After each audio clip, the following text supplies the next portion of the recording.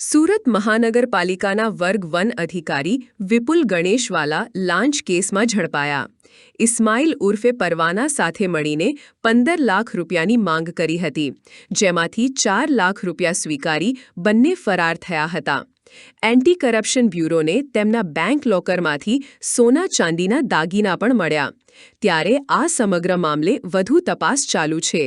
એક પ્રજાજન ઇસ્લામ ઉર્ફ પરવાના વિરુદ્ધમાં ગુનો રજીસ્ટર થયેલો અને આ તપાસ ચાલી રહી હતી। આ દરમિયાન ગતરોજ લિંબાયત ઝોનમાં ફરજ બજાવતા કાર્યપાલક ઇજનેર વિપુલ ગણેશવાલા એ એસીબી સમક્ષ હાજર થયા છે અને તેઓની અટકાયત કરી આગળ તપાસ હાથ ધરેલી છે।